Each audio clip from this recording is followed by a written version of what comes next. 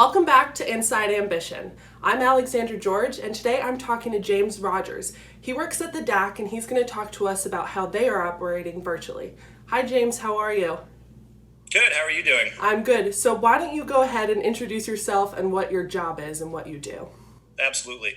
So again, my name is James Rogers, and I am the manager of recreation facilities and climbing for Drexel Recreational Athletics. And I oversee our overall facility operations for the entire recreation center, and I also oversee our climbing program and experiential learning program as well. Cool. Sounds like you're a busy dude. I try my best. Yeah. So why don't you just start off by telling us what's happening at the DAC right now? Right now, nothing. So the university is closed, I'm sure, as all of you know. So we do go in there occasionally and do spot checks just to make sure that everything is up and running still, that, there's no leaks, there's no equipment issues and stuff like that.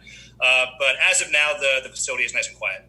Yeah, there's no plans for projects or anything at the DAC while it's not being used, or? Not currently, no. Okay. And how have you guys moved your programming to be virtual? What kind of things are you doing?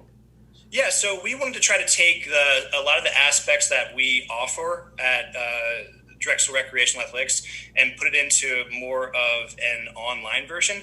And so our first big focus was our intramural program. So we took the ideology of physical sports that you traditionally see with intramurals and made it into more esports. So we offer a number of different games. We offer Fortnite. We offer a number of like QWOP. You've seen that game where you try to run the guy all the way to the finish line. Excuse me. Yeah, and so there's a number of different games that we offer with the Virtual Recreation Center that you can access on our website. We also have our own Discord channel, which is what we use to communicate what games we have coming out. You can communicate with other students on that program as well. So intramural sports and esports is one offering that we have. Also, our group exercise program was a big part of our physical recreation center. So we took that and we put it online. So we offer Instagram live sessions that you can just join into and reflect off of what the instructor is doing. We also offer more interactive Zoom sessions for a number of different classes as well. And the Zoom sessions are more interactive, just like you and I are doing right now. You can actually engage and talk to the instructor, and the instructor can do the same for you. And those classes are all offered free of charge, and they're, again, accessible on our website.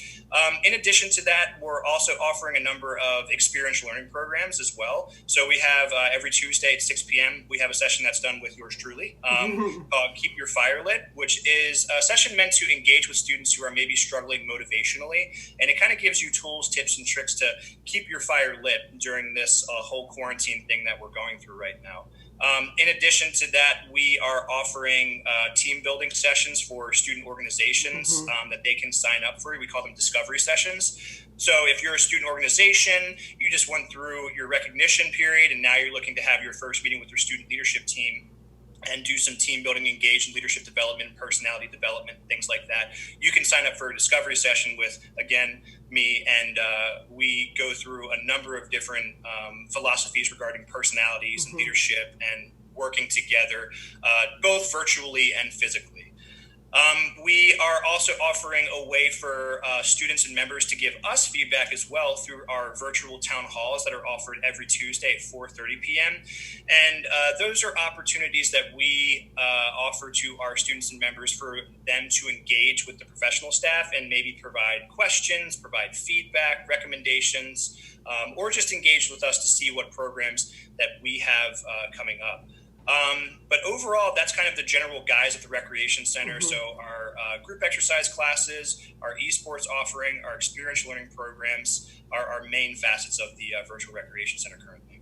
That all sounds really awesome, and I feel like a lot of students should probably be heading to those motivation sessions right about now.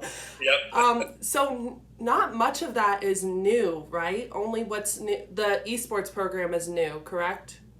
Correct. So that's a very recent addition to our program, and I think it's exciting for us because with the esports program that we've developed during this virtual recreation center period, it won't end. So we're going to continue offering those esports programs to our student population, even after we return to campus and are allowed back into the recreation center. So it's good for us because we're kind of engaging with a new audience, and we're going to use these experiences that we've had to try to reach out to an even broader scope of our student population and our member population by continuing our online Zoom classes, by continuing our online experiential learning sessions, and by continuing our esports program offerings as well. That sounds really cool. Another question I have for you, for students that are in another time zone, like I have a friend right now who's in Greece, they might not be able to make those scheduled Zoom sessions or Instagram lives. Is there any move to like save those videos and post them somewhere, or is it just when it's happening, it's happening? Correct. So we do have our own YouTube channel as well. So you could go on to YouTube and type in Drexel Recreation Center, and then you would see our kind of group exercise classes, but more of a recorded session with an instructor, whether it be yoga, whether it be body combat, or anything along those lines. So we do have pre-recorded sessions as well.